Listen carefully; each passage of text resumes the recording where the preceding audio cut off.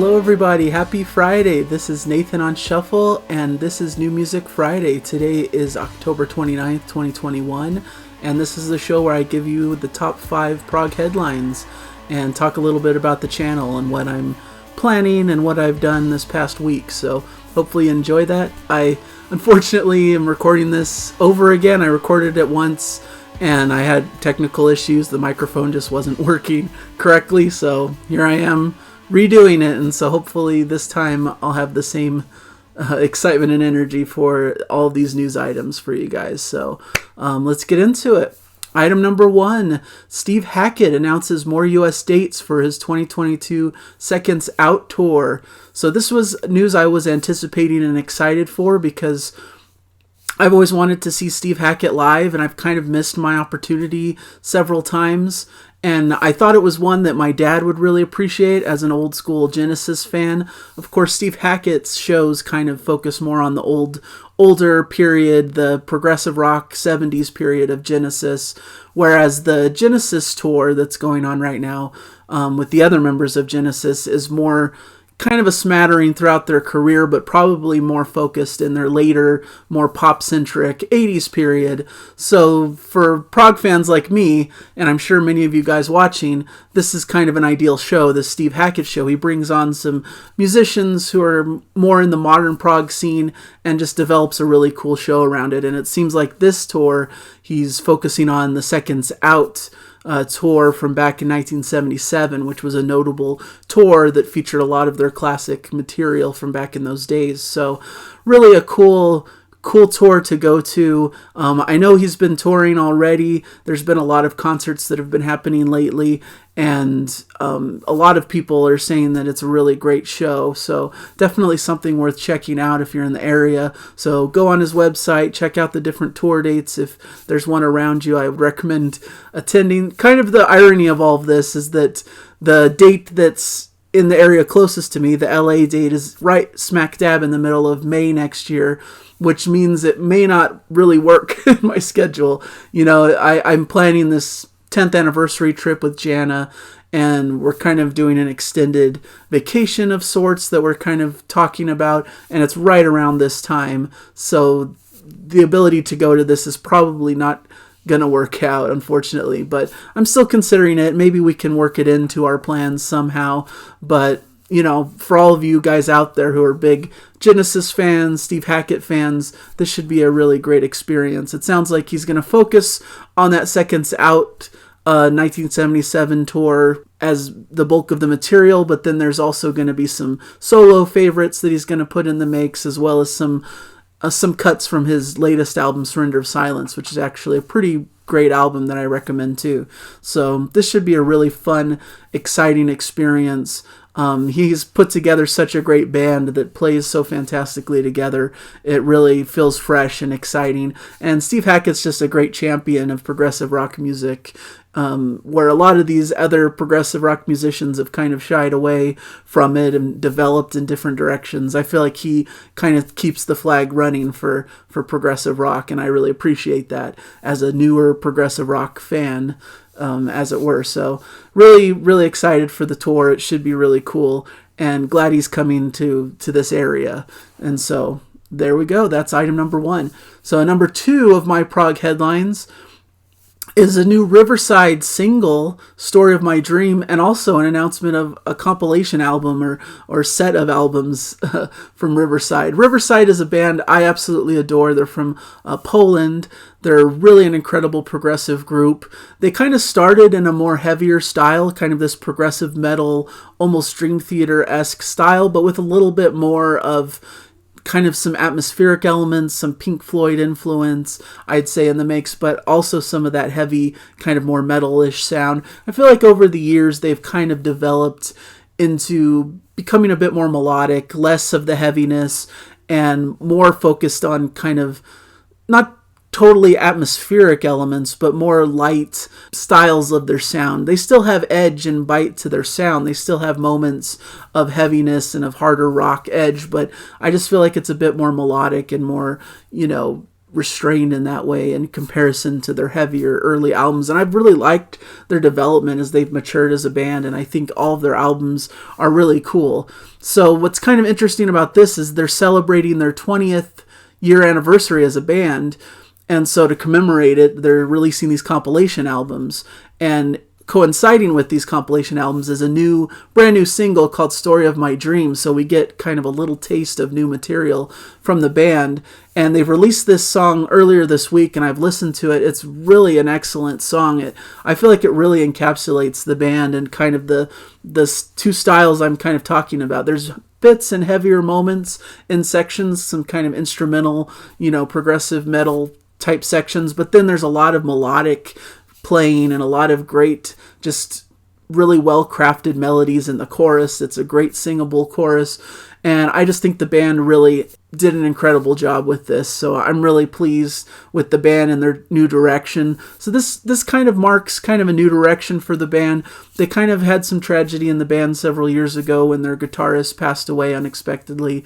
So they've been kind of figuring out their new lineup and how to proceed from those events. They had an album, Wasteland, that came out post their guitarist's passing. And it was a really good album that was really strong, but it was them still kind of finding their footing after this big tragic event in the band. So now they've kind of added a new member into their lineup, Marcige Meller. And so they're kind of moving forward with this new lineup, and Story of My Dream is kind of the first taste with this new lineup of the band, but it also pays homage to kind of their whole catalog. There's a lot of lyrical callbacks to their previous works and previous songs. So really a cool thing to anticipate if you're into the compilation album. For me, it's always a debate because I have all these albums already in my collection. I'm a collector of Riverside and their discography. So it's kind of, do I rebuy all these tracks? Is it really worth it? But sometimes I like kind of the experience of a compilation. And I think it's kind of a cool document of the band's history and kind of cool to see what the band considers their most important songs throughout their career. And what's cool about this one is it's kind of separated into two discs. There's the shorts with all the kind of the shorter, more poppier tracks that they've done, and then the longs with the more progressive metal, lengthy, kind of epic feel to it. Kind of similar to what Neil Morse Band did on Innocence and Danger, how they had the first disc was the shorter, poppier songs, and then the two big epics on the second disc. It's kind of the idea here as well. I think it's a fun idea for a progressive band to do that, because it really showcases two different sides of the coin of what they do. So I'm really excited for this. I think I'll probably pick up the compilation because it's fun, and it'll be cool to have that extra track, have an official version of it. And it sounds like a lot of these are being remastered and have newer, fresher versions. So that's always a fun thing to kind of compare how these sound compared to the older versions, so especially from their early albums, I think this could be a really good experience to remaster them and kind of give them a little bit of polish for this new release. So I'm kind of on board with it. I think it's really fun. So I recommend you check out the video of the new song and, keep apprised of the news about this compilation album and its release. So I do want to put a plug in. I'll probably talk about it a little bit later as well, that in the description, I'm putting what I call the weekly top 5, which is 5 tracks that I found really enjoyable this week with their subsequent YouTube links. So I used to kind of put it separately as its own show and try to put music in the YouTube video to kind of give you teases and tastes of what to expect. But there was a lot of issues. It was hard to edit. Copyright claims and all that stuff was a big deal. So I've decided to just put links to those songs in the description. So I'm still basically doing the weekly top 5, but not making it into its own separate video. And usually a lot of these news items are directly related to what's part of that weekly top 5. So just want to put a little plug if you guys are interested in checking out some new music. There's some great links there to check those songs out. Item number 3 for our Prog headlines today is a new StarOne single from upcoming album Revel in Time. Now, I've talked about StarOne in New Music Friday. It's a project from Arjen Anthony Lucassen, who does the whole Arion project. That's kind of what he's most known for. That's his big prog operas that he does with tons of guest vocalists and guest musicians, and he's really creative and does these really high concept sci-fi stories. Well, StarOne is his project that he kind of focuses on one side of that equation, kind of more focused on the metal side compared to the prog side, so you don't get as much of the folky kind of moments or the kind of more atmospheric Pink Floyd type moments that you might find on an Arion album. This is more heavy and focused on the metal, kind of more of a symphonic metal pure project. But he still brings on all kinds of vocalists from all across the spectrum that he likes to draw from. Of course, several of his favorites that have appeared on several Arion albums by now. And then some new faces, of course. And he does kind of this guessing game online you can check out if you follow him on social media. He does fun guessing games where you can hear a clip of the song and guess who the artist is that's featured on it. So that's always fun. And he did several of those leading up to this single release of these artists that are on this particular track. But this is the first true taste of a full track from the album, and it's fantastic. I love Lost Children of the Universe. Once again, it's going to be in the description, a link to the YouTube video. I recommend you guys check it out. And it's kind of cool because even though he bills StarOne as kind of the heavy metal kind of side of his sound, I feel like this track has a lot of variety and a lot of different elements to it. It has kind of this extended middle section that's much more slow and atmospheric and building, and it has this incredible Steve Vai guitar solo that's just really next level amazing. It's really one of the highlights of the track. And then you have these kind of theatrical singers in the more metal parts of the song on either side. And what's kind of interesting about this single release is that Arjen, for the album, there's 2 discs of the album, and it's the same exact album, the same exact set of songs, but different singers. So each disc kind of features a different set of vocalists, because I guess he had a wealth of different vocalists to choose from, so he decided to utilize all of them and just do the album twice, essentially, with all the different vocalists. So this single takes a bit from each disc. It takes a performance from the first version of the song and the second version of the song and kind of mashes them together. So the 2 lead vocalists that are featured on this track are Roy Khan, who is the lead singer from progressive metal band Conception and former lead vocalist of symphonic power metal band Camelot. So a notable great singer with a great deep, cool voice. And then Tony Martin, who's an English heavy metal vocalist, best known for his time fronting Black Sabbath from 87 to 91 and 93 to 97. So definitely some really big names here on the track. Steve Vai, like I mentioned, is also playing on it. And he has Marcella Bovio and Irene Janssen also on the track, kind of providing more of the kind of choir backing vocals on the track. But it's all the elements of it are really great, and it shows that this is really an exciting album to look forward to. All of the tracks are based upon sci-fi stories, so that's another big piece of this album and what StarOne is that it really focuses in on these different sci-fi concepts, and each song is based around a different sci-fi movie or sci-fi TV show. This one is based on the movie Interstellar, so in this time it's all about time travel is kind of the underlying theme of all of these different pieces. So different sci-fi movies and shows about time travel. So anyways, a lot of information there, but basically boiling it down, there's a great new single from StarOne. Sounds incredible, has a lot of variety. It's kind of an epic length track. I mean, not super epic, but it's like nearing the 10-minute mark. Great singing, great performances, great theatrical style vocals, a great solo by Steve Vai. Definitely check it out. And the album comes out next year in February, so it's one I'm highly anticipating and will certainly review and talk about on the channel when it comes out. So now let's move into item number 4 on the news list here. And this is Nick Mason's Saucerful of Secrets tour that's coming in 2022, a North American tour. I talk a lot about touring news and things that are coming, and right now there's just a big amount of things being announced because we're finally being let out of the pandemic and into a landscape where we can actually go out and experience live music again. So artists are definitely trying to get out there and get back to it. And so this is, of course, Nick Mason is the drummer from Pink Floyd.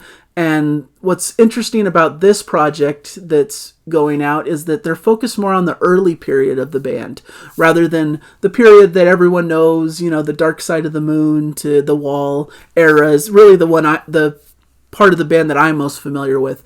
But this is more focused on the earlier period, like kind of the Syd Barrett era of the band, playing tracks like Interstellar Overdrive and Astronomie Domine. Just really interesting that they're focusing on that period and bringing a light to part of the band that deserves more focus.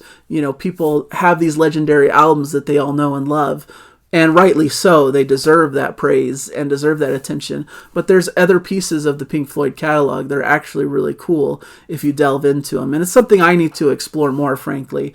But definitely check out the list of dates online, January through February. There's all kinds of dates all across North America. Really should be a fun tour to enjoy, called the Echoes Tour, I believe. So definitely check that one out. It should be a really exciting experience and should be fun to see Nick Mason kind of driving the ship here and creating this great group. And so basically the lineup it talks about here, Pink Floyd drummer Nick Mason, of course, Spandau Ballet guitarist Gary Kemp, longtime Pink Floyd touring bassist Guy Pratt, guitarist Lee Harrison, keyboardist Dom Becken. So that's the lineup for this show. Should be really fun and cool. Definitely check that out. That's item number 4.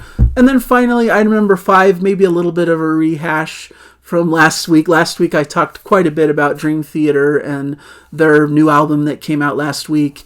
And I did a whole review of it that I put out there this week. I was really excited to put that one out there. I really love the album. I think it's incredible. But they released a new video for their single Awaken the Master, which is one of the darker, heavier songs on the album. Kind of features that 8-string guitar that was teased by John Petrucci. That'll definitely be in that weekly top 5 in the description that I've been mentioning. But also on top of that news is an announcement that Devin Townsend will be joining them on their European tour. Now, this is kind of an exciting matchup, DT with DT. It's kind of interesting that they're coming together for this European tour. So, should be a really interesting lineup, I think, because they're both in that progressive world. They're both kind of occupying a certain piece of it, but I feel like what they do can be quite different. Dream Theater is more of the traditional progressive metal. They kind of started it. They're kind of the big name of what brought that style of music forward and made it popular, at least, and really kind of lean on that and their traditional roots. Where I feel like Devin Townsend is more kind of eccentric and does a lot of different things with his music. He can be very theatrical. He can be, have stuff that's super heavy, have stuff that's like very different. And I think of the album Empath, which is really the only Devin Townsend album I know really very well at all, and it just goes through so many different styles and so many different chaotic things in the mixture that's really fascinating. But does it jive? I guess it does make sense with Dream Theater because they have all their crazy instrumental sections and they kind of have a air of theatricality as well in their own way. So it's really interesting to see these artists come together and see what they're going to do. Devin Townsend, I kind of like what he said in this little quote. He said, "As absurd as it may sound in this day and age, I'm cautiously pleased to announce a tour with Dream Theater. Over the past few years, I've found myself in the company of these cats, and I think they're good people and, of course, a monster band. I look forward to playing things from the multiple new releases coming up, as well as from my entire catalog. It's a tour that will be sure to yield great musical moments and confusion for all." So I think that's fun. I'm glad he likes Dream Theater and that they get along well, and that these different musicians, even though they may occupy different spaces in this progressive landscape, that they can respect each other and come out and really have a good time together. So Devin Townsend's been an artist that's been difficult for me to get into. He's very eclectic, has a lot of different albums that cover a lot of different styles and different things. And of course, I'm not really into the super heavy stuff. I know he does a lot of really heavy metal, kind of extreme metal stuff at times. So that's always given me a little bit of pause. But I'm interested in what he has to do, and I know he puts on a great show, beyond anything else. He's just a showman. He's really good at putting together something that's exciting and fun for the audience, and has a lot of great musicality and just really a great player. So it should be a great lineup. Just a bunch of great superstar level musicians all coming together to play music. So check that out. Check out their tour dates and see if you're going to be able to attend that. I think that's really worth checking out if you like great quality playing and complex musicianship and just really over the top musicians just doing what they do best. So should be a fun one.